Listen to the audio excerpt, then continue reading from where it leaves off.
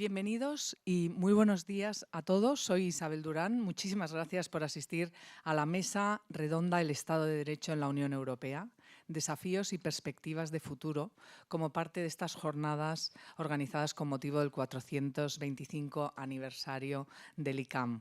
Gracias también a los patrocinadores que han hecho posible la organización de estas jornadas.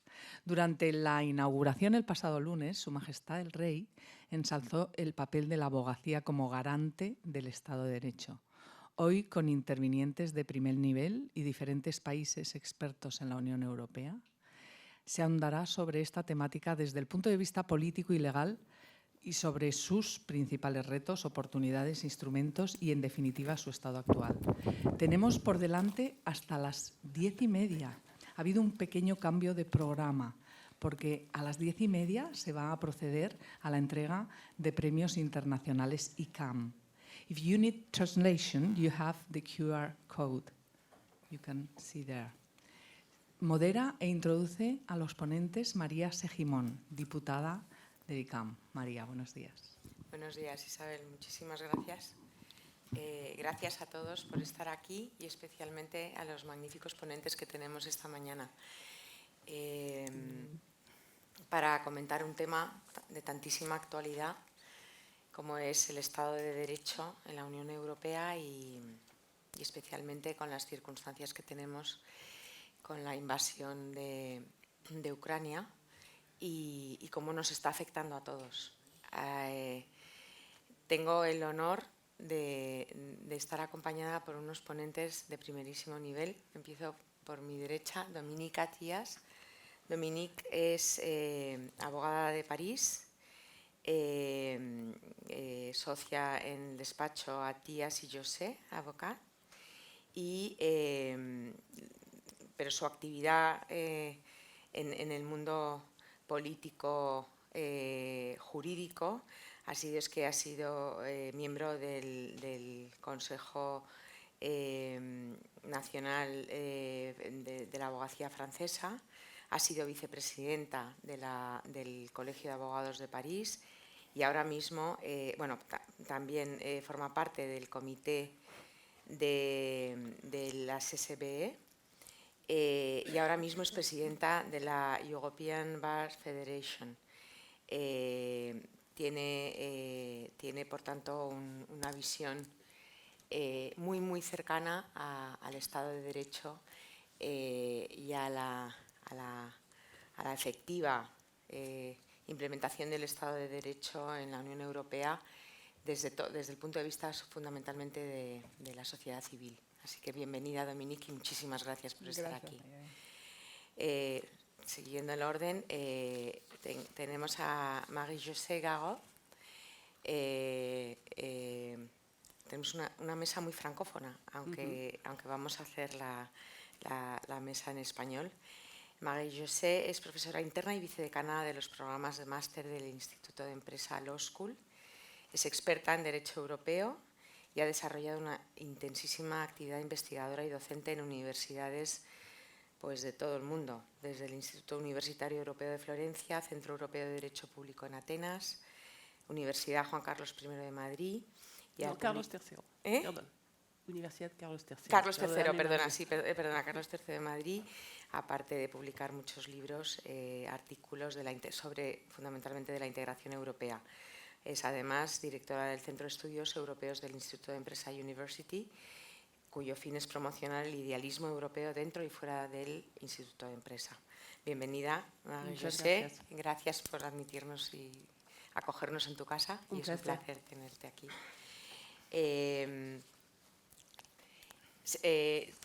Seguimos por orden. Tenemos a Nicolás Pascual de la Parte. Señor embajador, muchísimas gracias por estar aquí con nosotros esta mañana.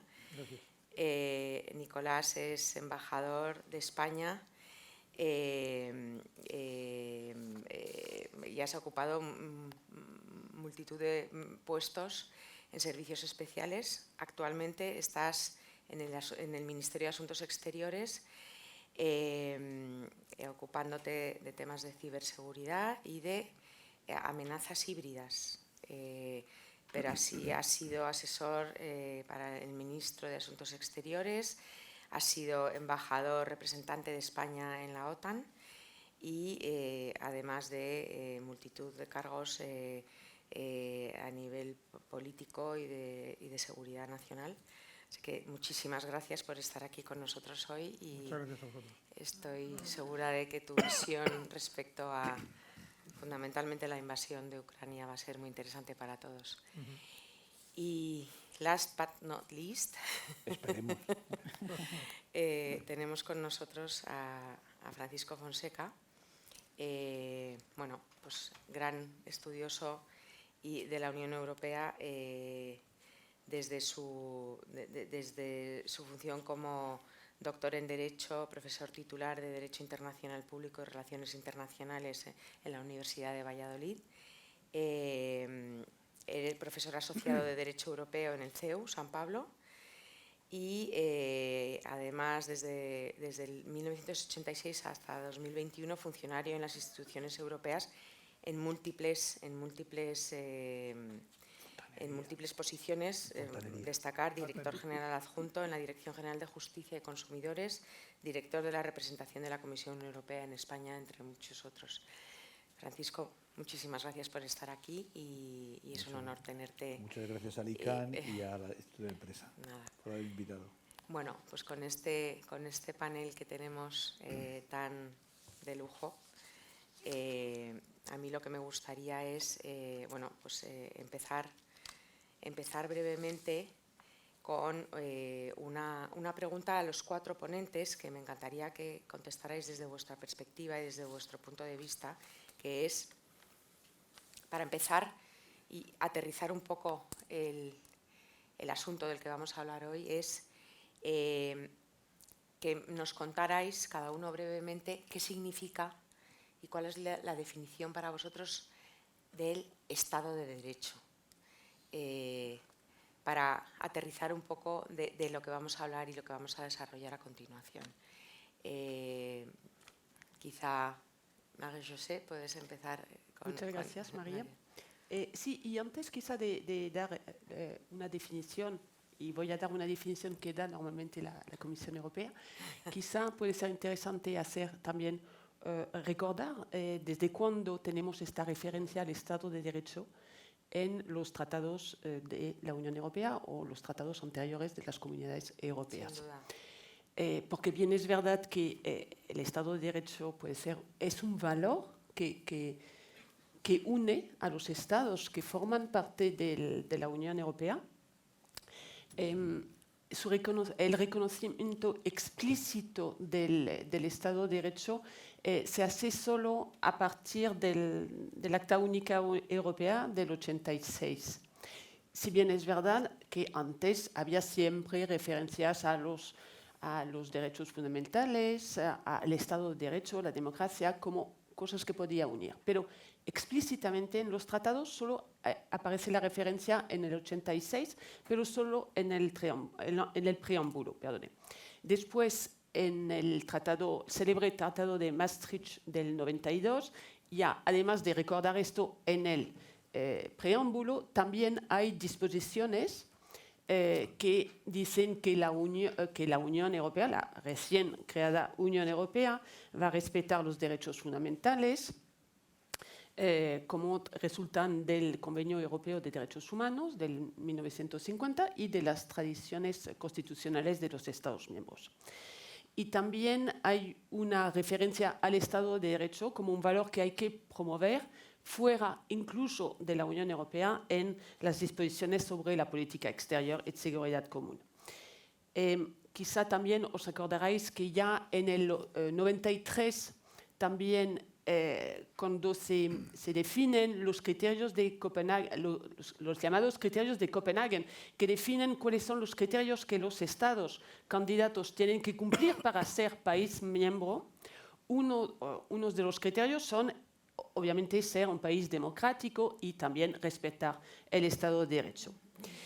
Y el paso muy importante se da con el Tratado de Ámsterdam y ahí voy a dejar a Francisco Fonseca que nos cuente quizá su labor para introducir en el tratado el célebre mecanismo del artículo 7 del TUE que permite, que intenta prevenir y eventualmente sancionar un Estado en caso de vulneración grave de los valores de la Unión Europea y entre los cuales, por supuesto, el Estado de Derecho. Y allí dejaré a Francisco decir esto. Pero antes de cederle la palabra, quería decir que el paso también muy importante se da con el Tratado de Lisboa en el 2007, cuando se introduce un artículo 2 que se refiere a los valores de la Unión Europea y hay una referencia explícita al Estado de Derecho, cuando antes era más a los derechos fundamentales. El artículo 2 habla del Estado de Derecho como un valor fundamental de la Unión Europea y de los países, de los Estados miembros. Y no solo esto, el artículo 3 del Tratado de la Unión Europea después dice que la promoción de estos valores, de la paz y del bienestar, es un objetivo del proyecto de integración europea. ¿Okay? Y ya también sabemos que gracias al Tratado de Lisboa, pues la Carta de Derechos Fundamentales de la Unión Europea, que había sido proclamada en el 2001, ya adquiere el mismo valor que los tratados de la Unión Europea. Es decir, es un valor supremo dentro del edificio de la Unión Europea. Entonces, el Tratado de Lisboa es claramente un paso muy importante en este reconocimiento del Estado de Derecho como valor fundamental de la Unión Europea.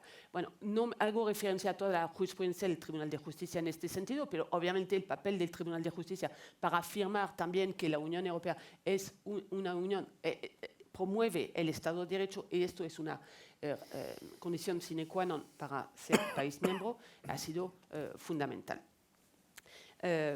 Y por lo tanto, una definición del Estado de Derecho. ¿Qué es el Estado de Derecho? Pues el Estado de Derecho fundamentalmente es que el derecho es un freno al poder político. El poder político está sometido al derecho. Obviamente, por lo tanto, no puede hacer cualquier cosa. Presupone la igualdad ante la ley, la separación de los poderes, el respeto de los derechos fundamentales. Y fundamentalmente es lo que dice la Comisión Europea en el año 2019 en una comunicación sobre reforzar el Estado de Derecho en la Unión.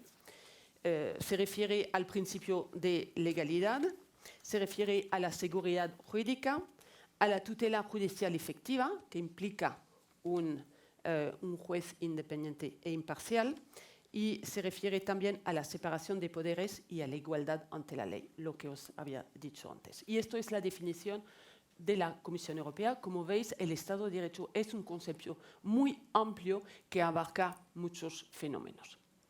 Y es un valor claramente de la Unión Europea y de los Estados miembros.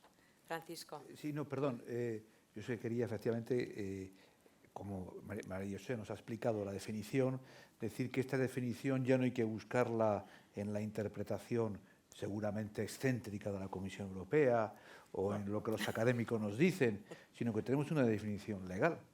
Desde diciembre del año 2020, que es el Estado de Derecho, aparece definido en el reglamento de la condicionalidad, de diciembre, en su artículo 2, y que recoge exactamente lo que ha dicho María José, pero que no me resisto a leerles para que sepan cuál es la definición jurídica. El artículo dice, Estado de Derecho es un valor de la Unión consagrado en el artículo 2, comprende los principios de legalidad, que implica un proceso legislativo transparente, democrático, pluralista y sujeto a rendición de cuentas, de seguridad jurídica, de prohibición de la arbitrariedad del Poder Ejecutivo, de tutela judicial efectiva que incluye el acceso a la justicia por parte de órganos jurisdiccionales independientes e imparciales, de la separación de poderes y de la no discriminación e igualdad ante la ley. Ya sé que todos podríamos haber hecho esa definición, lo podemos haber suscrito, pero como es una definición legal, es un reglamento de la Unión Europea, ya no es lo que opina la Comisión, sino es lo que opina el legislador patrón europea. Perdón por la precisión. No, al contrario. Gracias por la precisión y ya estando regulado ahí, no Yo sé lo que si, pasa es que Nicolás, quisiera ¿tienes algo que muchas añadir? gracias. Aparte de definiciones, yo quisiera hacer una reflexión sobre el propio concepto de Estado de Derecho. El Estado de Derecho significa muchas cosas, todas esas cosas que acabamos de leer, pero al mismo tiempo no significa casi nada de esto. Es decir, el Estado de Derecho es un concepto que viene de la escuela jurídica alemana de los años 20 del siglo pasado. El primero que utilizó fue Robert von Moll, un gran jurista, un parlamentario, que, bueno, algunos piensan que las raíces no están en Robert von Moll, fue el primero que lo acuñó como Rechtsstaat en alemán, pero que ya está en Kant y ya está en Hegel. Y él lo contrapone al estado de policía, Polizeistaat, o estado justicialista, que solamente se ocupaba de mantener el orden público, la paz social y poco más. Y entonces el Estado de Derecho es aquel Estado que sería hoy día el Estado constitucional, que está basado en una Constitución, en una ley de leyes, que se desarrolla después en sus leyes y en sus reglamentos. Pero claro, Estado de Derecho son todos. Es decir, la Unión Soviética era un Estado de Derecho, tenía una Constitución muy prolija además, 1937. El régimen nazi era un Estado de Derecho sin ninguna duda. Tenía una Constitución y tenía unas leyes, la ley habilitante de Hitler del 33, que le permitía prácticamente hacer lo que hizo. El Estado corporativo de Mussolini era un Estado de Derecho. El Estado franquista era un Estado de Derecho, tenía sus leyes fundamentales. Entonces, el Estado de Derecho no nos dice nada. Claro. Todos son Estados de Derecho. China es un Estado de Derecho. Todas las dictaduras son Estados de Derecho, las dictaduras modernas. Porque el Estado de Derecho formalmente es todo aquel que tenga una Constitución y unas leyes. Entonces, tenemos que ir mucho más allá para saber que estamos hablando en Estado de Derecho. Y entonces lo que hacemos en las constituciones modernas, la española se dice que España es un Estado social y democrático de derecho, y empezamos a añadirles adjetivos, social, democrático, inclusivo, y cada vez dicen menos porque estás cerrando el abanico. Entonces, no me gusta a mí, me gusta más la expresión en inglés, rule of law, que es el imperio de la ley. Eso ya es otra cosa. Y en las definiciones que acabamos de escuchar, se dice claramente que el Estado de Derecho no solamente es separación de poderes, no solamente es elecciones libres, un judicial independiente e imparcial, sino sobre todo, para mi juicio, es el respeto de los derechos humanos y de las libertades individuales. En eso se diferencia un Estado de Derecho moderno, democrático y real, de un Estado de Derecho puramente formal, que recoge todo eso que acabas de decir, pero no cumple nada. Absolutamente. De hecho, es también la libertad de los medios de comunicación. Por supuesto, la pluralidad pluralidad, informativa. ¿no? Y la independencia. En China distinguen entre rule of law y rule by law. Y dicen que ellos no son rule of law, es un Estado rule by law, nada más. Dominique, no sé si tienes algo que Sí, añadir. no, todos han dicho el principal, pero es verdad que los juristas y toda la gente tiene la costumbre de grandes palabras, Estado de Derecho y todo eso. Bueno, lo que hay que averiguar cada vez, porque sí, todos los estados dicen soy un Estado con el Estado de Derecho, pero debe de averiguar cada situación con igualdad, y minorías, que están los derechos de las minorías, que como la separación del poder, todo eso, punto por punto, y punto por punto por personas también que no están con link con el derecho también, imparciales y objetivas. Eso es el principal, porque sí, es verdad que nos gusta mucho hablar de todo eso con grandes palabras, pero tenemos que ser muy humildes, se dice humilde en español. Sí, es humilde. Sí, y a ver cada cosa sin dejar los poderes decir lo que quieren, puntar cuando no hay cosas que van bien. Y también con el problema de la política, que es un punto que en Europa es muy importante, equilibrios difíciles para políticos. Sin duda. Pues creo que esto es un poco el objetivo de esta mesa, es aterrizar en temas prácticos y actuales, de muchísima actualidad, cómo está la salud del Estado de Derecho en la Unión Europea hoy. a fecha de hoy, ¿no? Y hablar sin, ¿cómo se dice en español? Hablar sin lengua de madera, se dice en Sí. francés. Langaboa. Sí, Nada, hablar con franqueza de cuál es, desde nuestras diferentes perspectivas, la salud del Estado de Derecho actual, sabiendo que el objetivo es que sea un Estado cuyo poder y actividad estén regulados y garantizados por la ley.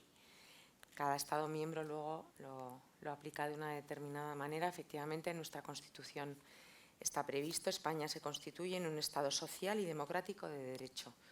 No lo puedo decir más claro, pero aterrizándolo en cada uno de los Estados miembros, vamos a ver, si os parece, cómo está la salud de ese Estado de Derecho en la Unión Europea en general. Con lo cual, vamos a ver, yo empezaría, Dominique, por ti. Muchas veces hablamos entre los juristas del Estado de Derecho con lengua de madera, se nos llena la boca hablando del Estado de Derecho y realmente todos pensamos que el concepto y la aplicación práctica del mismo es muy importante, ¿no? Están los informes de la Unión Europea desde el año 2020, donde se hace un análisis país por país de qué es lo que hay que mejorar y de lo que ha mejorado respecto al año anterior. Sin embargo, ¿cuál es tu opinión respecto al concepto de la importancia que la sociedad civil, que tú estás tan cercana a los abogados que ejercen en su día a día, cuál es la importancia, tú crees, que la sociedad civil otorga al Estado de Derecho? Y sobre todo me interesa si puedes contarnos un poco cuál es tu percepción y tu opinión respecto de la protección de los abogados que defienden la aplicación del Estado de Derecho en los distintos Estados miembros de la Unión. Que es tú, como presidenta de la FBE y tan cercana a los abogados, ¿cuál es tu opinión personal? Bueno, nosotros siempre hablamos desde nuestro punto de vista, ¿eh? Entonces voy a hablar de los abogados, porque soy abogada. Y el Consejo de la Abogacía Europea, que se llama CCBE, observó violaciones, grandes violaciones del secreto profesional. En al menos un tercio de los Estados miembros durante el pasado año. Alemania, Bélgica, España, Francia, Hungría, ¿sí? Italia, Letonia, Lituania y República Checa. Y los colegios de abogados también informaron sobre unos cambios legislativos que interfieren fundamentalmente en la legislación que regula la abogacía. Y varios colegios de abogados denunciaron la excesiva duración de ciertos procedimientos a nivel nacional, como en Alemania, en Austria, en Grecia, en Irlanda y siempre en la República Checa, incluidos los retrasos de Bélgica, Chipre, Grecia y República Checa, siempre la misma, también debido a la pandemia del COVID-19, así como lentitud en la ejecución de las sentencias, más particularmente a Chipre. Y con el motivo del Consejo de Justicia y Asuntos de Interior celebrado en marzo en Bruselas, los ministros de la Justicia de los Estados miembros de la EU debatieron la cuestión del acceso a los abogados y el papel de dicho acceso a la protección del Estado de Derecho. Debatieron sobre si el establecimiento de un Estado europeo de los abogados que garantice el ejercicio independiente de la profesión podría contribuir a garantizar el respeto del Estado. Además, recordaremos que, dada su función, los abogados son una de las profesiones más atacadas cuando el Estado de Derecho se ve amenazado. Es por eso que el pasado mes de abril se reunió por la primera vez bajo los auspicios del Consejo de Europa, un comité de expertos sobre la protección de los abogados para trabajar en la redacción de muy importante convenio europeo de la abogacía y la protección de los abogados en toda Europa, que se necesita mucho, al fin de reforzar la protección de nuestra profesión y el derecho a ejercerla, sin prejuicio ni restricción.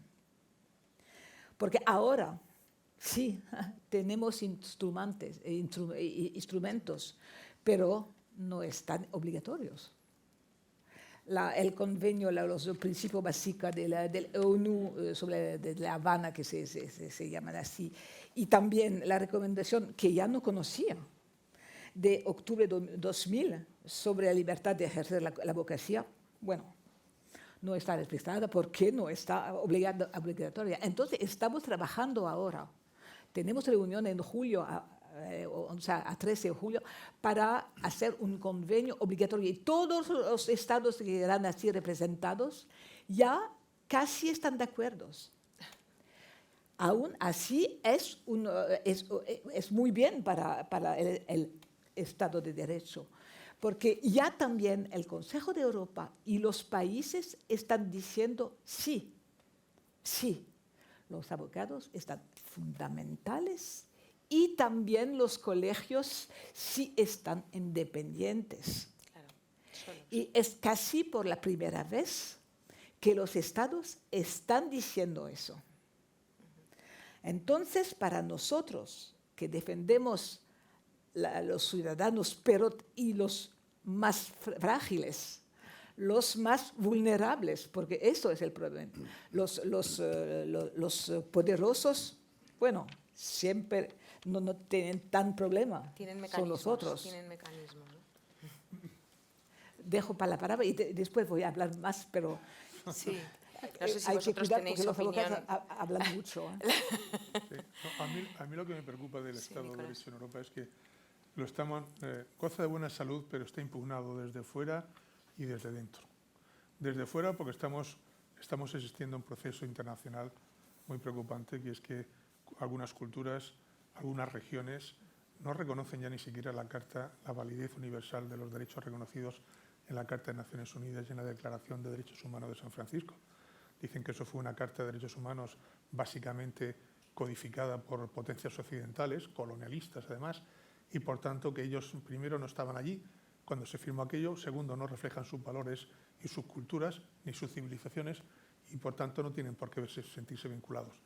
Si hay países, si hay zonas, si hay culturas que ponen en solfa la validez universal de los principios reconocidos en la Carta, difícilmente van a reconocer Europa como Estado de Derecho y nuestra personalidad jurídica de que es una comunidad de derecho, porque nosotros es una lógica consecuencia de la Carta de Naciones Unidas y la Declaración de Derechos Humanos Universal. Pero eso sería objeto de otro debate. A mí lo que más me preocupa son las impugnaciones desde dentro de la Unión Europea. Totalmente. Y no solamente por los países que están en la mente de todos ustedes, dos de ellos en concreto, que tienen abiertos procedimientos de infracción, Hablaremos ahora de tanto Polonia como Hungría, sino por algunos órganos constitucionales, por ejemplo, el Tribunal Constitucional Alemán, Absolutamente. de Karlsruhe. Es decir, se está impugnando el Estado de Derecho de Europa en las dos dimensiones que son fundamentales. La primera es la primacía del derecho comunitario sobre los derechos nacionales. Correcto. Lo segundo, que es una consecuencia lógica de lo primero, es la primacía de los tribunales europeos que interpretan la ley europea sobre los tribunales nacionales. Eso que era un acquis communautaire que nadie discutía, ahora se discute tranquilamente por gobiernos, por ejecutivos, por tribunales constitucionales. Y claro, nosotros decimos, oiga usted, es que es evidente que el artículo 2 se impone, que ahí están recogidos los principios y los valores de la Unión Europea, que tenemos el mecanismo del artículo 7, que se recoge claramente la primacía del derecho comunitario, pero tenemos que empezar a ser un poquito más explicativos y ser capaces de desarrollar ese principio que, insisto, no está aceptado pacíficamente ahora mismo en muchas instancias. Por ejemplo, la primacía del Estado del derecho comunitario sobre el derecho nacional normalmente se admite, casi nadie lo impugna. Lo que impugnan es la interpretación de ese derecho comunitario. El único o la instancia última de interpretación es el Tribunal de Justicia de las Comunidades Europeas, de la Unión Europea, o el Tribunal Constitucional del país en cuestión, o el Tribunal Supremo del país en cuestión. Porque de acuerdo, que todos estamos de acuerdo en que la primacía del derecho comunitario es un principio básico, pero lo interpreta en exclusiva usted, Tribunal de Justicia Europeo, o mi Tribunal Constitucional tiene algo que decir si la legislación comunitaria es compatible con la legislación nacional. No, pero es que viene el Tribunal Constitucional alemán para el tema fundamentalmente de la creación del programa de Next Generation y el programa de compra de deuda por parte del Banco Central Europeo. Diga usted, yo soy el último intérprete de la Constitución alemana y antes de que esa legislación sea aplicable en Alemania, yo, Tribunal Constitucional alemán, le tengo que dar el visto bueno, porque si no, ¿qué pinto yo aquí? Sí, pero...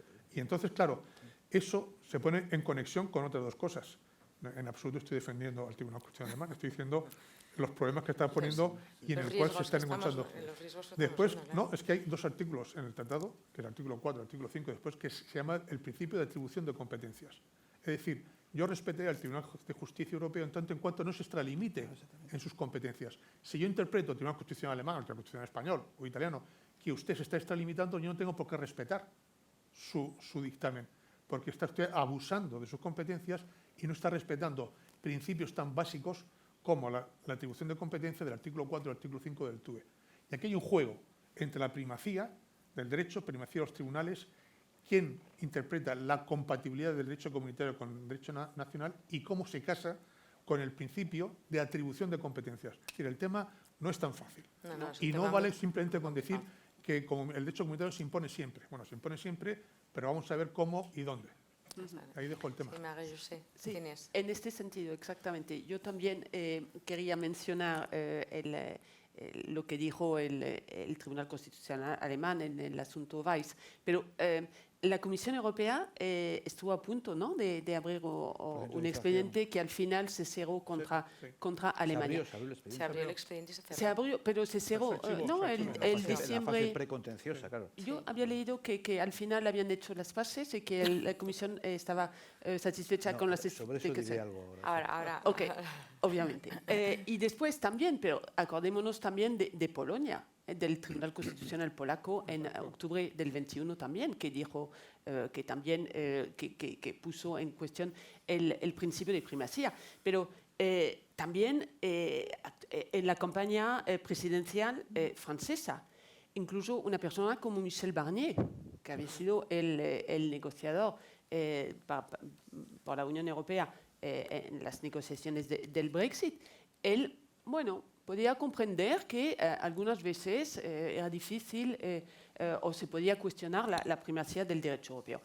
O ahora Jean-Luc Mélenchon, que es de la France Insoumise, el principal actualmente adversario de Macron, habla de desobediencia, de desobedecer al derecho europeo. Pues esto también me parece un riesgo muy importante para el Estado de Derecho. Principio de legalidad, hay todos estos artículos que hemos dicho en los tratados. Usted ha citado el artículo 4 o el artículo 5. También en estos artículos se habla del principio de cooperación leal. Los Estados han firmado un tratado y tienen la obligación de hacer todo lo posible, todo en sus medios, para poner en práctica este derecho europeo. No pueden decidir unilateralmente que no van a aplicar el derecho europeo, sino efectivamente se pone en riesgo la unidad europea y el propio derecho de la Unión Europea. Ahí me temo que ahí es a donde están intentando llegar por lo menos algunos Estados miembros, ¿no? Francisco, ¿qué tienes que añadir? No, vamos a ver. Yo empezar por una afirmación. El Estado de Derecho es tan importante. El Estado de Derecho es la única forma de conseguir que esta fusión parcial de soberanías, el imperio de la ley, tienes razón, tan absolutamente entrelazada entre Estados miembros, funcione, que necesitamos un mecanismo de discusión, de resolución de tensiones, que se establece a través del diálogo judicial, a través del principio del imperio de la ley. En este sentido, tenemos dos vías. La vía jurídica y la vía que yo iba a llamar funcionarial, pero prefiero, siempre hago una broma, perdónenme ustedes, pero me entienden perfectamente, cuando digo en qué se parece la Comisión Europea de los tratados a una película de Tarantino. Pues bien, que Tarantino hizo The Inglourious Basterds y nosotros somos The Glorious Bastards, porque en realidad lo que se hace en Bruselas es bastardear, y lo digo en el sentido noble del término, bastardear los sacrosantos principios fundamentales de cada uno para que en la marmita salga algo que sea comestible. Pero en fin, voy a hablar de las dos cuestiones desde el punto de vista diálogo judicial y desde el punto de vista puramente de esta noción de bastardeo de nociones fundamentales. Vamos a ver, a mí no me preocupa lo que ha ocurrido, lo que ocurre con el Tribunal Constitucional alemán. Para empezar, porque el propio gobierno alemán estableció que para él la interpretación en materia de generation es la que tenía que dar el Tribunal de Justicia y no su propio Tribunal Constitucional. A mí no me preocupa porque el Tribunal Constitucional alemán tiene una fundamentación jurídica. Cuando hubo que ratificar Maastricht, algunos de ustedes son muy jóvenes, pero lo digo para todo el mundo, Alemania no pudo ratificar Maastricht hasta que dio un dictamen favorable el Tribunal de Karlsruhe. Este dictamen dijo, bueno, de acuerdo con la Constitución alemana, y los estados son los dueños de los tratados, de acuerdo con la Constitución alemana, sí que se puede ratificar Maastricht. Pero el grado de integración política y jurídica es tal que será muy difícil que reformas posteriores sean compatibles con la Constitución alemana y, por consiguiente, que dentro del imperio de la ley en Alemania, que el gobierno alemán pueda suscribirlas, salvo que la Unión Europea avance hacia una profunda federalización democrática. Esto es un argumento de si yo fuera un tribunal constitucional yo lo entendería perfectamente. Oiga, explíqueme que esto de Next Generation. Eso es lo que llamo el diálogo judicial a más alto nivel. Oiga, usted dice que no va a emitir deuda pública, pero que va a emitir bonos mancomunados dedicados exclusivamente a la reconstrucción económica. Puede ser. Esto es compatible con el principio que establece que el presupuesto de la Unión Europea, artículo 313, si no me equivoco, tiene que estar equilibrado en gastos y que no se puede financiar mediante deuda. Esto es compatible con los objetivos que el tratado da al Banco Central Europeo para gestionar la política monetaria europea. Explíquemelo usted. Nosotros abrimos este procedimiento previo a un procedimiento de infracción, valga la redundancia, Tomás lo conoce tan bien como yo, en el cual el tratado establece un diálogo con los Estados. La Comisión no va dictamen motivado a los tribunales, sino que intentamos durante meses, años, por ejemplo, tenemos, para hacerles un poco la broma, tenemos un problema en Bélgica, uno solo, porque claro, en Bélgica han decidido el gobierno de Flandes, no el gobierno federal, ha decidido que para poder comprar inmuebles en la zona, en los suburbios neerlandófonos en torno a Bruselas, que hay que saber holandés. Entonces, bueno, ¿qué hemos hecho? Estamos negociando con ellos que nos confirmen que Nicolás o yo, cuando estábamos en Bruselas, podemos comprar, aunque no sepamos francés, porque es el principio de ciudadanía europea. Luego Flandes acepta la primacía del derecho europeo. Pero ahí seguimos negociando, si a pesar de eso, y llevamos así ya 10 años. Por eso digo que el procedimiento está abierto, pero que, vuelvo a lo político, nuestro objetivo es ser lo más posible glorious bastards. Me decía perdón si soy muy largo, pero me decía María José, me decía anteriormente que cómo fue posible esto del artículo 7. Tenemos que entender una cosa. El artículo 7 es un poco como el Tratado de No Proliferación Nuclear. Cuando Estados Unidos ve que Rusia, la Unión Soviética avanza, que viene China, etc., bueno, vamos a poner orden en todo esto. El artículo 7 es el hijo, del proceso de ampliación. El artículo 7 se introduce en Ámsterdam y se introduce el que viole, ¡pum!, le cae el peso de la ley encima. Y de repente nos llega el gobierno de coalición en Austria, finales del 90. Esto lo sé porque yo trabajo con Marcelino Oreja entonces, que fue uno de los que encontró la Que solución. fue en Niza. ¿no? ¿Perdón? Sí, cuando- no. el- ¿Y entonces el qué comité pasó? de los 8 famoso Claro, que entonces ¿qué presidía- pasó?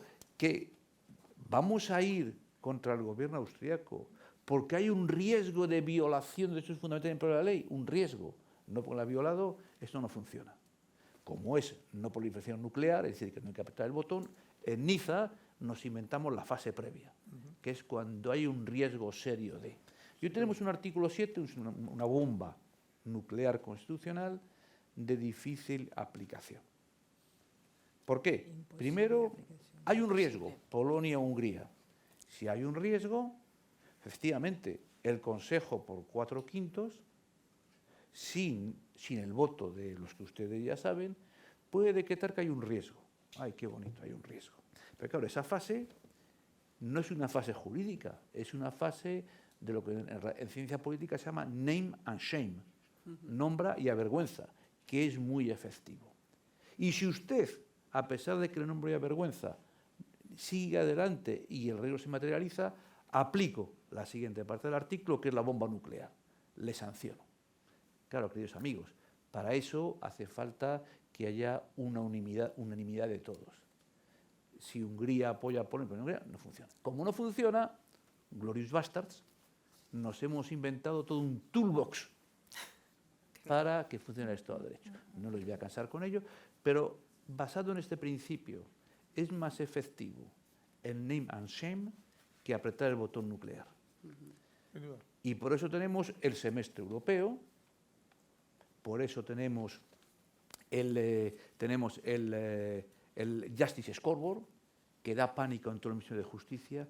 ¿Qué han dicho mis jueces sobre violencia judicial? Yo les aseguro que cuando la comisión lo publicamos, 10 días antes estaban ya no en mi puerta de los nervios, todos los ministros de Justicia diciendo ¿qué decís de mí? ¿Qué decís de mí? ¿Vale?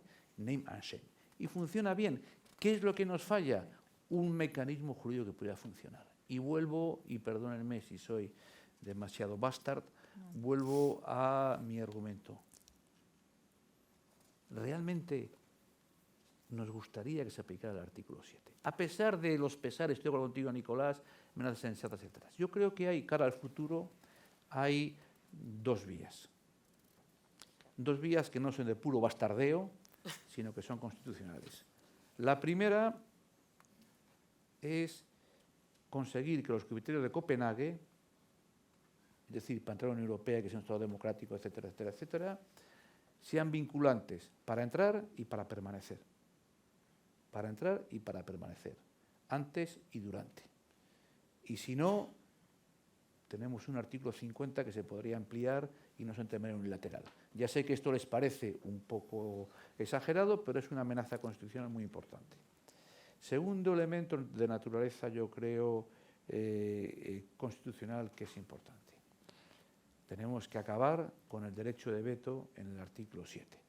Porque si acabamos con el derecho de veto en el artículo 7, no sería para facilitar el botón nuclear, sería para que el name and shame fuera mucho más efectivo. Y como somos unos bastardos geniales, pues creo yo, nos hemos inventado, jurídicamente hablando, este mecanismo de condicionalidad, que significa que a partir de ahora, después de las bendiciones que nos dio el Tribunal de Justicia en febrero de este año, la Comisión puede efectivamente congelar fondos a un Estado que no respeta los derechos fundamentales. Y esto es una vía jurídica, no es el botón nuclear, pero es una vía jurídica. Lo que pasa, Francisco, estoy totalmente de acuerdo con tu planteamiento, pero estamos quizá moviéndonos un poquito en el tema de las formas jurídicas. Los países, en este caso como Hungría y como Polonia, que impugnan el derecho comunitario, no están impugnando nada de eso. Cuidado, tenemos que ser más inteligentes que ellos, no menos. Lo que están impugnando es que la Unión Europea tenga capacidad para legislar sobre ciertos asuntos, que usted no tiene capacidad. Yo no le he dado la atribución para que usted legisle sobre los matrimonios homosexuales, dicen los húngaros, ni para que usted me imponga una ideología de género, ni para que usted me imponga la eutanasia. Nicolás. Es decir, es que ellos lo que te impugnan es la mayor. Es que usted no tiene capacidad para legislar. Después vendrá usted su tribunal y vendrá, pero es que yo a usted no le he dado atribución para que legisle sobre esas materias. Pero, Nicolás, Claro. a mí eso no me preocupa relativamente, y perdón si soy demasiado formal, no me preocupa especialmente por dos motivos. Me dices tú que no impugnan. En octubre de este año, el Tribunal de Justicia, presidiendo la comisión, dijo: oiga, usted no ha cambiado ninguna de las atribuciones de la Cámara Disciplinaria en el sistema del Tribunal Supremo Constitucional polaco, usted no, y además, y entre paréntesis, y usted dice a los Tribunal Constitucional que esto de la primacía, desde el 14 de julio, 17 de julio del año pasado, sí, Polonia ha estado pagando 1 millón de euros de multa anual. Y hace 15 días, cuando han llegado a los 300 millones, han dicho: a ver si no va a ser mejor cumplir. Y se han echado para atrás. La multa era al día. ¿Perdón? La multa era al día. Diaria. Al día, una multa diaria, 1 millón al día. Un millón al día de euros. ¿Vale? Y dos, desde el punto de vista jurídico. Naturalmente que yo tengo derecho a decir, faltaría más, porque el imperio de la ley se aplica también a lo que hacemos en Europa, a discutir si tengo derecho a hacer esto o no. Claro. El ejemplo, pero a mí eso no me preocupa si mantenemos el principio de lealtad, iba a decir lealtad federal, que es puramente alemán, nosotros lo llamamos cooperación leal en los tratados, pero que es lo mismo. A mí no me preocupa excesivamente, y lo explica con el caso alemán. En el caso polaco, Polonia dice: oiga, usted dice, usted no puede imponerme el principio de matrimonios homosexuales o de personas del mismo sexo. ¿Y qué hemos dicho? Tiene usted razón. Yo no le impongo nada. Lo que digo es que a efectos de facilitar la libre circulación, la no discriminación, etcétera, etcétera, que no se puede prohibir y que cuando una legislación nacional, como la española, establece el matrimonio de personas del mismo sexo, que eso tiene que tener efectos jurídicos reconocidos, cooperación judicial civil, en todos los países. Y si usted yo no le obligo a que usted tenga una legislación nacional. Yo lo que le estoy diciendo es a que usted tenga que dar efectos jurídicos al matrimonio entre dos polacos hecho conforme a la legislación belga. Pero es que además, si no le interesa, tiene un mecanismo constitucional, que es la cooperación reforzada, que es donde estamos. Estamos. No sé si me explico. Perfectamente. María José, respecto a la independencia judicial, sí. Pero quizá un apunte a lo que ha dicho Francisco. También reformar el artículo 7 para que no haga falta la unanimidad para poner en marcha este mecanismo, a su vez requiere una reforma de los tratados, que también allí es muy complicado hacer que todos los estados estén de acuerdo para modificar este artículo. Entonces, lo veo complicado desde el punto de vista político, aunque claramente deseable. En cuanto a la independencia judicial, que es claramente, como hemos dicho, un elemento del Estado de Derecho y en particular de la tutela judicial efectiva. Quería explicar un poquito la labor del Tribunal de Justicia. Gracias también a la Comisión Europea, esto es absolutamente verdad, desde 4 o 5 años, es decir, a raíz de la reforma del sistema judicial en Polonia. El tribunal ha hecho toda una labor para afirmar la obligación de los Estados miembros de garantizar un acceso a un juez independiente e imparcial, que es uno de los derechos fundamentales reconocidos en la Carta de los Derechos Fundamentales, en el artículo 47. Pero el tribunal lo ha hecho, ha reconocido la obligación de los Estados miembros de garantizar en general la independencia judicial. Lo ha hecho en un caso del 2018 que no es un caso relacionado con Polonia, que era un caso relacionado con jueces portugueses del Tribunal de Cuentas.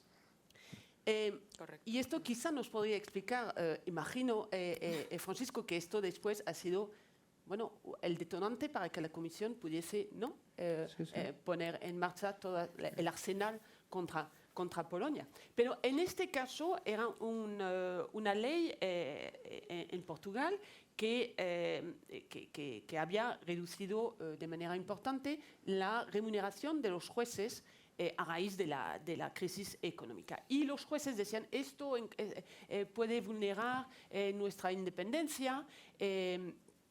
porque, bueno, pues si somos menos pagados, bueno, puede haber algún tipo de riesgo.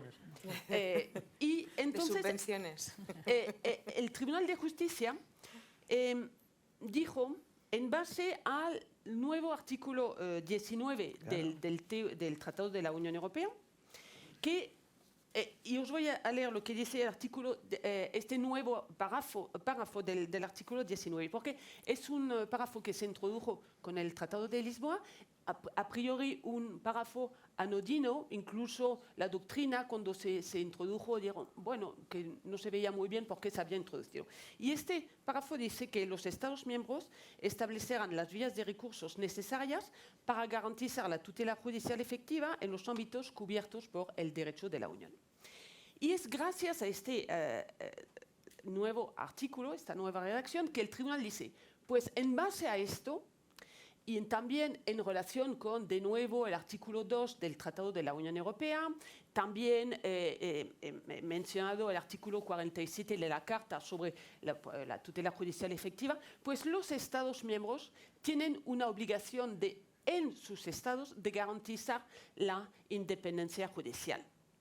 Porque la Unión Europea está basado en un sistema de confianza entre Estados, porque hay un sistema de cooperación judicial y si no se pueden confiar en los tribunales de los Estados miembros porque no son independientes, entonces esto puede hacer peligrar en particular el Estado de Derecho e incluso la propia Unión Europea.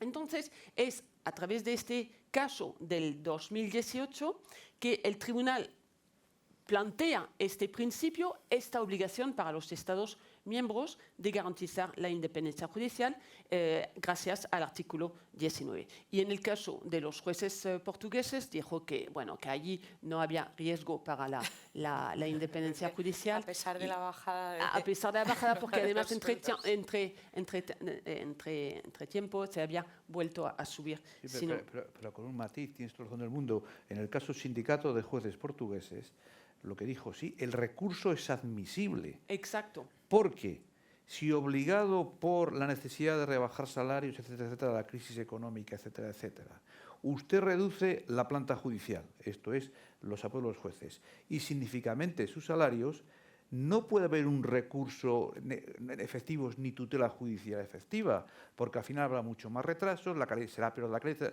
luego el recurso es admisible. Otra cosa es que luego, sentado el principio jurídico, en el caso concreto, hombre, si usted hace una excepción en su plan de reconversión económica para salir de la crisis económica, de acuerdo con el rescate adoptado con la Comisión Europea, las instituciones europeas, incluido el Banco Central Europeo y, por supuesto, el Fondo Internacional, tendrían que aceptar que usted matizara con respecto a la regla general lo que hace con los jueces. Otra cosa es que hoy ya no sea necesario. Exacto. Pero lo importante, insisto, es la admisibilidad. Claro que tiene usted razón en plantear el recurso. Y eso sí que es la primacía. Sí. Y eso es lo que no me preocupa a mí, porque es el juego jurídico legítimo. Perdón. Claro. No, absolutamente. Entrando en España no hemos querido entrar en el elefante en la habitación. En España, en los 2 últimos años, la concepción de la opinión pública en general sobre el Estado de Derecho en Europa, con el tema del euroorden, ha sufrido muchísimo. Totalmente. O sea, ya sé que hoy no es el día ni el momento quizás para entrar en ese tema, pero el tema del euroorden ha puesto el Estado de Derecho en Europa, en España, en tela de juicio, pero ya no solamente la opinión pública, sino en instancias jurídicas del máximo prestigio y de la máxima. Y si no funciona el euroorden, no funcionan los jueces, no funciona el sistema europeo, entonces ¿para qué tenemos Estado de Derecho común? Entonces ¿para qué compartimos con tal? Si a la hora de la verdad no me entrena a una persona que yo considero delincuente, en fin. Ese debate ha hecho muchísimo daño y lo hemos aparcado todos mentalmente, pero no nos atrevemos. Pero o sea, no nos atrevemos, pero ha dejado muchos. Hablemos de ello. Muchas bajas. Quizás, pues estamos en España, no tenía sentido no mencionarlo, ¿no? Yo he encantado de hablar de ello. Desde luego, pero volvemos otra vez al principio. Sí, está el Estado de Derecho cuestionado a nivel europeo y concretamente aquí en España. Es que volvemos a lo mismo, ¿no? Volvemos a la pregunta inicial que nos hemos hecho. Pero lo que quería decir también es que en relación con este concepto de independencia judicial, que tiene 2 aspectos, uno interno, otro externo, globalmente lo que dice el Tribunal de Justicia, y esto es muy interesante, es que hace un análisis en conjunto. no ve solo un elemento de manera individual, no, lo ve en su conjunto. Y lo que dice el tribunal es que lo importante es que las normas dirigidas a garantizar la independencia y la imparcialidad deben permitir excluir toda duda legítima en el ámbito, en el ánimo de los justiciables en lo que respecta a la impermeabilidad de este órgano frente a elementos externos y en lo que respecta a su neutralidad con respecto a los intereses en el litigio. Lo que es importante es la opinión o excluir toda duda legítimo en el ánimo de los justiciables. Por lo tanto, lo que dice el tribunal es que puede haber distintos sistemas de independencia judicial. No hay uno que se aplica para todo. Y no es porque los jueces en algunos países pueden ser nombrados por el poder político que automáticamente esto va a ser una vulneración del principio de independencia judicial. Dependerá del conjunto, del sistema en su conjunto. Y esto es lo interesante. Claro, pero hay líneas rojas que no se pueden traspasar. Absolutamente. Como por ejemplo está pasando en España, que estamos hablando ahora, ¿no?, de la renovación y del sistema de renovación del órgano máximo de nombramiento de jueces, que es uno de los puntos que la Unión Europea y la Comisión está permanentemente llamando la atención a España y llevamos en funciones desde hace 4 años. Sí, por no hablar, Francisco, de la Fiscalía Europea. Sí, bueno, Y de la Fiscalía, ahí bueno, tiene- y ese es el segundo, pero ahí la tiene- Fiscalía... ahí tiene razón Pascual. Es decir, naturalmente, Nicolás Pascual de la Parte, perdón, ¿por qué Me me ha reconocido, equivoco? me ha ¿Por reconocido. qué me equivoco con el otro Pascual? No, tiene razón Nicolás, es decir, pero, y vuelvo al principio de base que no me cansaré de remacharlo, es decir, el imperio de la ley funciona, aunque tengamos divergencias jurídicas. Con el tema del nombramiento del Poder Judicial en España, ¿qué es lo que dice Bruselas? ¿Cuáles son mis competencias? Yo no puedo entrar en una cuestión de derecho constitucional interno que si no se ponen de acuerdo los partidos que tienen inscritos en el Congreso, no hay manera de tal. Lo que sí que puedo decirles es que si usted modifica la ley para elegir a los jueces, no en el sentido actual de que en función no pueden nombrar, sino en el sentido de bajar las mayorías, ahí sí va a tener independencia y ojo, como siga por esa línea algún porcentaje de inflación. Claro. Y España ha hecho marcha atrás. O sea que hay, Sí, retiró la propuesta. insisto, el derecho europeo tiene límites en la injerencia en el nivel nacional. Absolutamente. Y de hecho es lo que decía Polonia. Existe el principio de autonomía procesal y autonomía institucional. Usted no se meta en mi reforma de la justicia. Esto es puramente interno. Y el tribunal y la comisión, el tribunal dijo, no, ya no es puramente interno, existe este artículo 19. Porque el principio de base es el que decías tú antes, es el que empezamos en la comisión en el año 2014. Ya sé que yo no tengo competencias en materia de cómo se organiza la justicia. Exacto. Pero yo soy el garante, artículo 19, de que se respete el imperio de la ley a nivel europeo. Si su sistema interno hace que quien tiene que garantizar el imperio de la ley, que es el Tribunal Constitucional, no puede hacerlo porque hay una presunción de que no es independiente, esto me afecta a mí, a mi competencia. Exacto, perdón por correcto. pero no sé si me es que es así. Sí, absolutamente. Y de hecho el Tribunal de Justicia incluso en su jurisprudencia anterior sobre los órganos jurisdiccionales que pueden plantear cuestión prejudicial, acorde al 266 del TFUE, siempre uno de los criterios para saber si un órgano puede plantear una cuestión prejudicial es saber si este órgano es independiente. Entonces, ya había también jurisprudencia sobre lo que era un órgano independiente en la jurisprudencia del Tribunal de Justicia. Bueno, como vamos regular de tiempo, quería plantear un último asunto que quizá está ahora más de actualidad todavía, si cabe, que todas estas cosas que hemos tocado, que es, Nicolás, como embajador, con tu visión de experto en temas tan frecuentes como los ciberataques que hay ahora, después de haber sido embajador de España en la OTAN, ¿cuál es tu opinión sobre el ataque a Ucrania y sus posibles implicaciones sobre la percepción de los ciudadanos de la Unión Europea respecto al Estado de Derecho? Es decir, se ha tambaleado absolutamente todo. Totalmente. Es un tema muy triste, Muy pero que triste. evidentemente tenemos que abordar. La agresión de Ucrania por parte de Rusia es totalmente injustificada, es criminal e injustificable. Yo sé que Putin y su régimen han intentado justificarlo invocando el artículo 51 de la Carta de Naciones Unidas, que es la defensa propia, pero evidentemente no se dan absolutamente ninguno de los supuestos previstos en ese mismo artículo 51. Por tanto, es una guerra injusta, criminal e injustificable. Pero es que además Rusia no es cualquier país.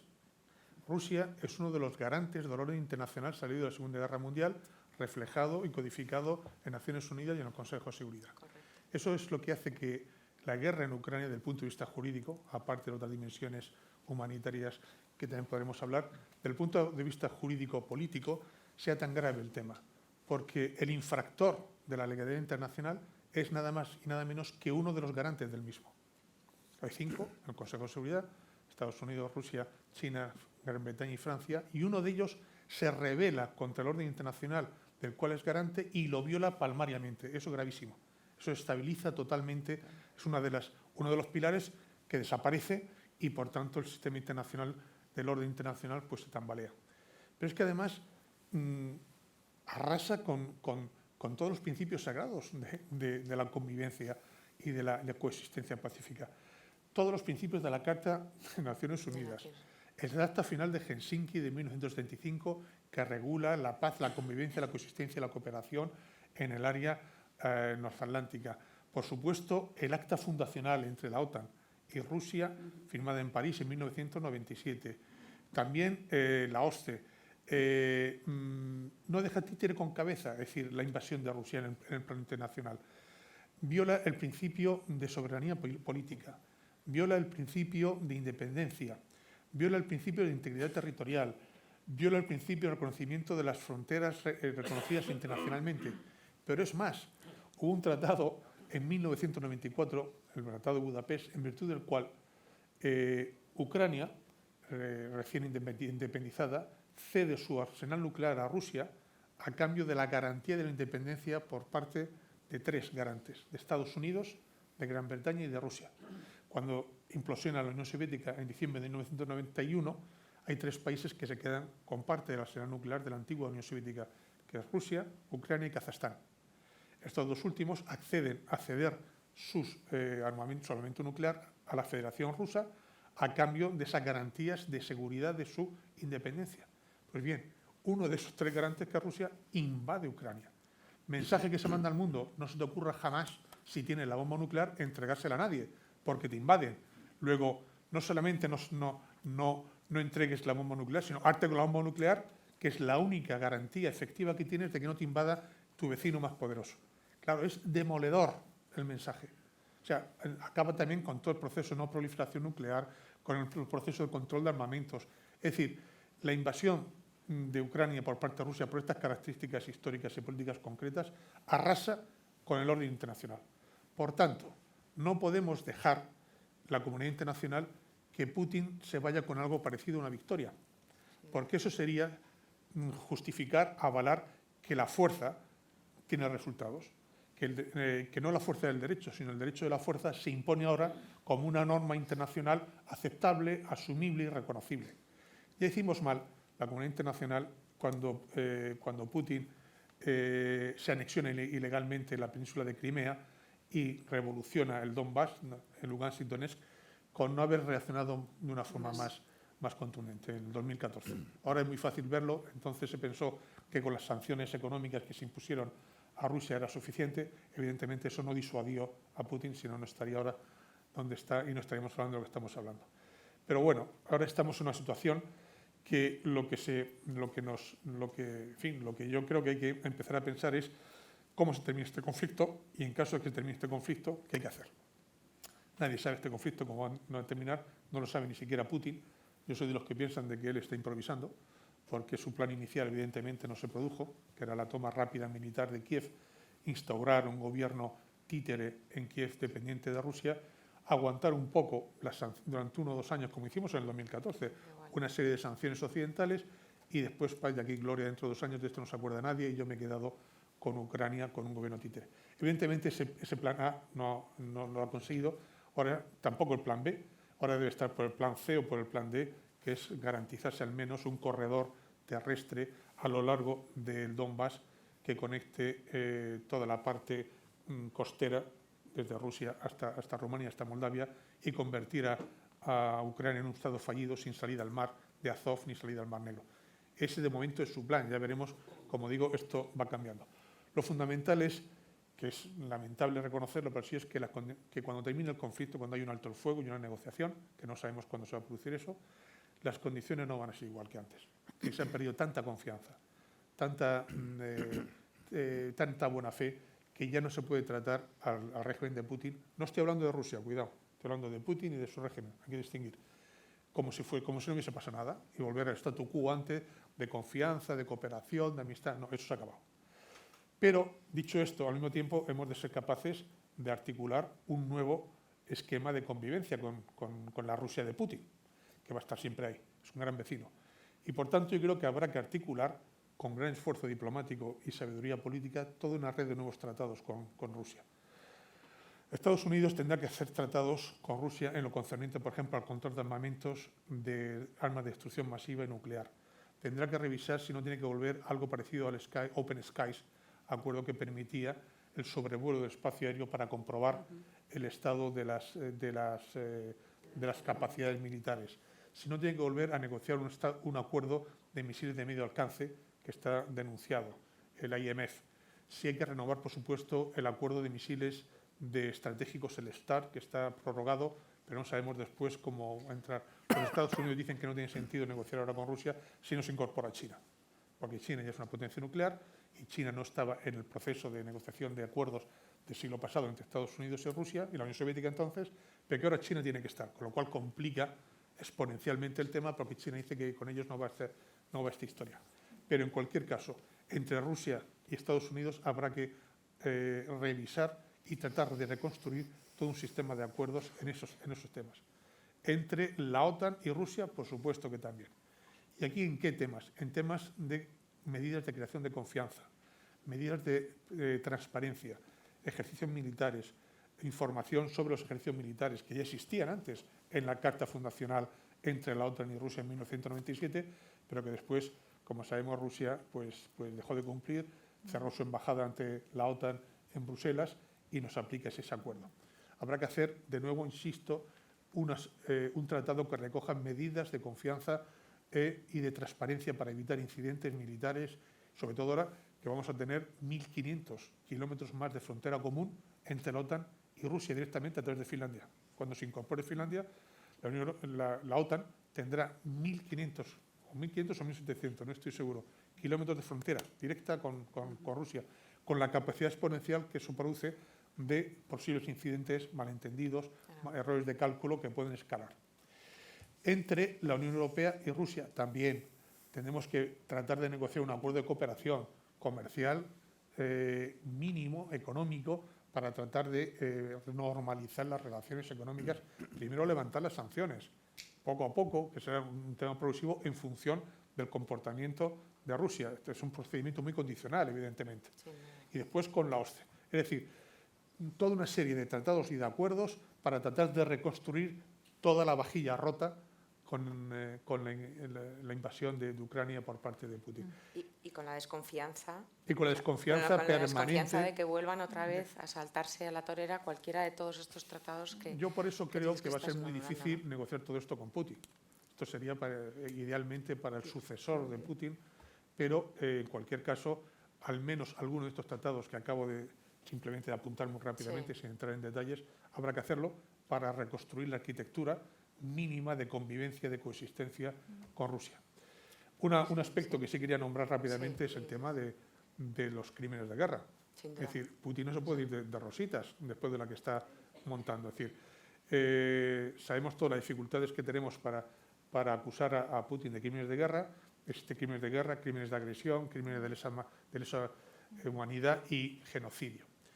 Claro, si insistimos mucho en este tema, es decir, si decimos que Putin es un genocida ya, es un criminal de guerra, va a ser muy difícil negociar con un genocida y con un criminal de guerra, whatever. Por tanto, tenemos que ser Cualquiera de lo inteligentes a la hora de poner también, en fin, de poner adjetivo, ¿no? claro, adjetivos, porque después tendremos que negociar con él. Cuanto más genocida sea, más difícil sea negociar con él. Pero en cualquier caso, ya sabemos que el Tribunal de Justicia Penal de La Haya, el fiscal general Karim Khan, ya ha mandado una misión de exploratoria que, en connivencia con las autoridades de Ucrania, está recogiendo pruebas y documentación suficiente para incoar todo un proceso. Sabemos que existe la dificultad de que ni Rusia ni Ucrania pertenecen al Estatuto de Roma, fundacional del Tribunal Penal Internacional, pero eso no es óbice, porque ya 39 países hemos instado a la Fiscalía a que actúe. El Consejo de Seguridad nos podemos olvidar de él, porque ahí está Rusia y goza de veto.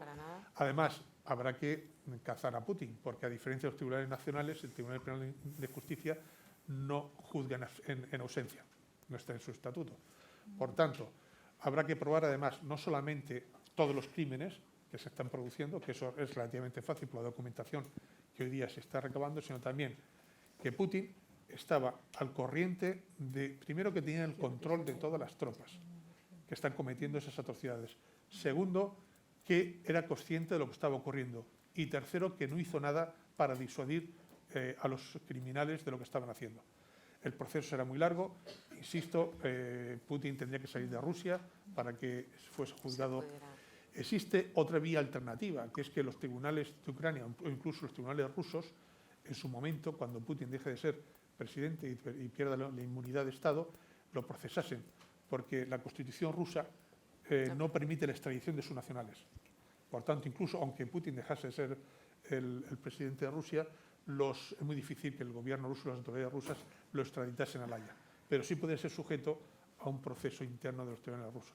Es decir, una incógnita abierta, pero en cualquier caso lo que sí es decisivo no es quizás Putin, sino todos aquellos que la rodean.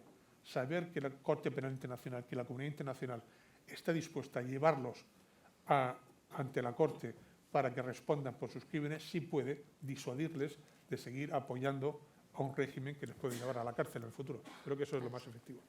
Dominique, sí. ¿Querías apuntar algo? Una muy cosa, breve, porque estamos creo que ya está casi terminado, que sí. tenemos que tener también en esta horrible situación cosas positivas por Europa. Y ya tenemos cosas positivas. Tenemos las cosas, lo que se puede ver los ciudadanos, porque es muy bien de hablar así con nosotros, pero el principal es que Europa, los ciudadanos se encuentran que la Europa es fundamental para las libertades de ellos. Eso es muy importante. Está reforzando, eso es está reforzando el concepto de y ya Europa. lo tenemos, porque por la primera vez los estados están de acuerdo para la protección temporal para los refugiados de Ucrania. Correcto. Que eso es muy importante y que todos los países de Europa lo hicieron, es muy bien. Y también para los derechos de las minorías. ¿Cómo se dice? 90% de los refugiados, niños y mujeres. Sí. Y entonces ya para la protección de los niños, para la protección de las mujeres, contra la trata de los seres humanos, ya la Comisión y han hecho cosas muy importantes que van a crecer los derechos de ahora, pero después también por todas esas poblaciones que están en riesgo y que se olvidan siempre. Sí. Eso entonces solo es la crisis de Ucrania que hizo que lo puso de manifiesto y se ha reforzado. Entonces lo que tenemos que hacer todo eso es no hablar con nosotros así, que estamos todos de acuerdo, es de hacer fuera. Fuera. En los países donde estamos viviendo, diciendo que sí, Europa no es solo técnicos que están trabajando y ganando dinero. No es eso. Es las libertades de cada uno de nosotros. Correcto. Tenemos 3 minutos. No tenemos, María, ni perdóname. siquiera tenemos 3 no, minutos porque para es que me han preguntas. informado de un nuevo cambio. Se va a producir en esta sala la entrega de premios internacionales ahora Entonces, además me piden que todo el mundo se ponga en el lado izquierdo, con lo cual nos hemos quedado sin tiempo para ninguna pregunta. Y había muchísimas manos levantadas. Es que, pero es que está ya el decano, están todos... Es que el programa es muy ajustado. Bueno, pero tenemos un minuto para la pregunta. No, dimito. Una, pero espera que había... Muy brevemente, muchas gracias por los comentarios tan valiosos, ¿verdad? Sí me gustaría preguntarle a Francisco, a Nicolás, a María José y a Dominique, ¿qué pensáis respecto al nivel de rigor, de exigencia y de los estándares del rule of law y del Estado de Derecho en los Estados miembros, y luego la interrelación que tenemos que aplicar cuando concluimos acuerdos de asociación con países terceros? Por ejemplo, en el caso de América Central, tenemos una situación delicada con Nicaragua, en que pusieron en la cárcel a los jueces, a los candidatos electorales. ¿Cuál es vuestra opinión sobre el equilibrio y la proporcionalidad que hay que tener entre nuestra propia exigencia dentro de nuestra propia casa y las lecciones que tenemos que aplicar en las negociaciones y la conclusión de los países terceros? Es una pregunta que, muchísimas gracias, muy Otro pertinente, debate, pero otro no debate. lejos. Tienes 30 segundos para responder. Claramente, Europa es una comunidad de derecho y, por tanto, tenemos que incorporar el derecho en todas nuestras relaciones internacionales, incluido la firma de acuerdos de asociación de comercio y demás. Pero no podemos ir por el mundo tampoco predicando el Evangelio como si fuésemos los únicos cátaros que somos capaces de defender el derecho. Es decir, aquí hace falta una mezcla de derecho, de respeto al imperio de la ley y de pragmatismo político, porque es que si no, hoy día el mundo no está para ciertos lujos. Están los chinos, están incluso otros países que no respetan ni el Estado de Derecho ni el imperio de la ley y que son competidores nuestros naturales en esos mercados y en esos países. Por tanto, sin renunciar en absoluto a nuestra seña de identidad europeas, que es el Estado de Derecho, eso no nos puede impedir seguir manteniendo relaciones comerciales, económicas y políticas con los estados que nos interesan, claro. Contestación del embajador. Es que me van a matar porque tenemos ahí al... No, Sí que no. Estado de Derecho. Estado de Derecho. Estado de Derecho, Derecho a pero integridad física. corre riesgo mi vida ahora mismo. Para formular esta pregunta. Y va A ser ver, muy rápido. formúlala, no tú verás. Bajo el rule of Señor law, diputado, están tú hablas luego con tu justificadas- decano. bajo el rule of law están justificadas las medidas confiscatorias adoptadas sin procedimiento de forma arbitraria contra ciudadanos rusos en Europa. Francisco, te toca la respuesta a esta. Yo niego la mayor. Las medidas confiscatorias forman parte de lo que nos permite hacer el artículo 74 del tratado y que están sujetas a revisión judicial, y todas las personas a los que se les han puesto las medidas confiscatorias pueden ir a los tribunales. Es decir, tenemos una base jurídica, si nos hemos excedido nos condenan a los tribunales, eso también es imperio de la ley. Eso es. Tienes. Bueno, muchísimas gracias a todos.